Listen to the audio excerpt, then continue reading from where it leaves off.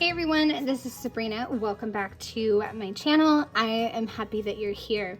I'm going to be sharing the April Everyday Explorers releases, some really amazing stamp sets as always, but this might be up there with one of my favorite releases. Let's get started to see what I am working with this month. So you have currently prompts, which you know I'm a big fan of currently, so this is going to be really versatile, not only in projects about myself, but also about project life and my family. So you have currently watching, currently reading, currently inspired by, current mood, currently planning, currently binge watching, current project, currently proud of this, currently celebrating. So some really great prompts to use for so many reasons, right? The next one you know I'm going to be a big fan of is book club. I'm going to use this for documenting my April book journal pages, reading journal pages. Look out for those next week. I'm wrapping those up and then I can share them with you. So I have book review, the next chapter, couldn't put this one down, this book belongs to, in my happy place, done and done, official book club selection, plot twist, book rating. So lots of amazing little phrases to document all the books and all the reading, and I just love it. This one is a fun one. It's called a quick note, and there's a variety of different labels and little pieces of paper and tags, and it's just going to be fun to jot down some notes on there and a different way to journal. You also have a little washi tape, a paper clip, note to self, a note from today. So I really love that, and I'm excited to try this and see what I can come up with. The last one is the amazing mini book. It is called I Made This, and it's in a different packaging, and it's all about the different things that you can make. There's scissors, paint, a plant, pottery, food, making a mess is part of the process, progress over perfection. And then let's go ahead and look inside. So this one has a double page layout and then a little line up there, a bunch of grid, and then a space down there for some journaling or stamping. I'm going to be sharing this on Instagram. I'll be doing reels to share it, and I hope you guys come join me for that. It's going to be something a little different to share the mini book there. My project in this video is going to be using these, and I'm going to do a January wrap-up review page of myself. So I'm going to go grab my photos and the papers that I need and switch to voiceover. Let's get started. I started with this photo of me working out on the last day of the month, and I thought that I was going to use it and cluster the labels around it, but quickly decided, you know what, I don't think I want to do that. I want to try something completely different and a no photo layout. I don't think I've done one in a really long time, so I am excited to see how this is going to come together. I take those labels and I stamp, I think, about 2 of each one, and my plan is to cluster them around and use the currently prompts to document highlights of my January. That way I can wrap up January in my Me album for this year and I'll kind of be ahead of the game. So I cut these out, and that's a long process, but I get them cut out, and then I'm going to also cut out some flowers.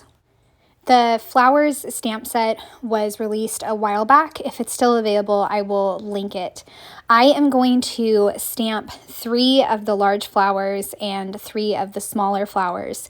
Then I will try a technique that fellow creative team member April Orr taught me about, or told me about, because I saw it on her planner layouts, is you color in the flower with a colored pencil and then you erase it. So it kind of makes the flower blend in and the color blend in a little more, and I really like that technique.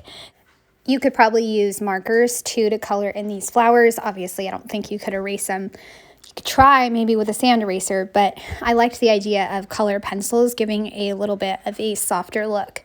So once I have these all colored in, I will cut them out and get everything positioned on my layout. I size my layout to outside the page protector, which is 7 by 8.25. And I am going to lay out all the post-it notes and grab January. That way January can be in the middle. Once I lay these out, kind of making sure that none of the post-its that are the same are going to touch, I noticed that I do need another label, so I get the one that has a pin. And I like that one because you can turn it on its side or just flip the direction and it can go either way, which is something I'm going to do later on. You'll see. So the pen will be on the bottom and then it will be on the top. So I like how you can switch that around. So once I have the second set of labels that I needed, I can go ahead and kind of start to build my layout. You know I like stampy layers and all that, so I am going to make sure I add in some stampy layers with some more of the mixed media type of stamping. I cut out January, pop dot it, or I'm going to pop dot it. Then I take this kind of scripty stamp and add that to where I know that the cluster of flowers is going to be. I'll also add in a black, I don't know what it's called, black leaf, but it has like circles. Tell me what the name is. Leave a comment in the comment section if you. But anyways, I am adding that as another layer for behind my photos. And once I have all my layers behind my photos, I can add in my flowers and pop dot that January and begin to grab my currently prompts. So I will have a total of 8, I believe, post-it notes that I'm going to use to document various aspects of my month. And I am absolutely loving how this is coming together. I can really see how I can use this exact same layout and use it for the rest of the year to document my month. It's really easy to duplicate, and it's also a really fun project to put together with all the stampy layers and flowers. It's just a lot of fun. Now I lay out my different currently prompts and make sure that they fit in the certain label that I have. Also grab a piece of scratch paper, that way I can stamp only what I need. Like that current mood had an arrow pointing to the left. Didn't need that, so I made sure I used the scrap piece of paper. Currently exploring down in the bottom right is going to have a compass, so I made sure that I didn't include the compass because I didn't need it and it was going to take up too much room. I also stamp a few on white piece of paper because I think I messed up on them, like currently eating I messed up on, and can't stop scrolling messed up on that one. And it's an easy fix with the white paper that I use. I always link that in the description box. It's my HP paper. But once I stamp it on that paper and cover it, you can't even tell that it was a stamp boo-boo. So I got all of these stamped, and once I have them all stamped and ready to go, I can start to fill in the journaling. So now that I have everything built and all the layered stampy pieces and all my prompts picked, I can start to journal. So I have currently exploring different trails with my husband and hiking, currently watching the different shows that we're watching right now, like Sulphur Springs as a family, currently eating carrot cake. Always too much carrot cake. Current project is my 3rd big picture class went live. Currently reading You've Reached Sam, Reminders of Him. Currently inspired by workouts, time outside, time to myself, and I put in parentheses, time. That's when I can think the best, is when I'm by myself. Which I'm sure is true for anybody who is a caregiver.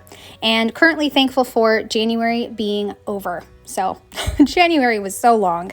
All right, you guys, I hope you enjoyed seeing this project come together and the new Everyday Explorers stamp releases. I'd love a thumbs up or a subscribe if you're new to my channel.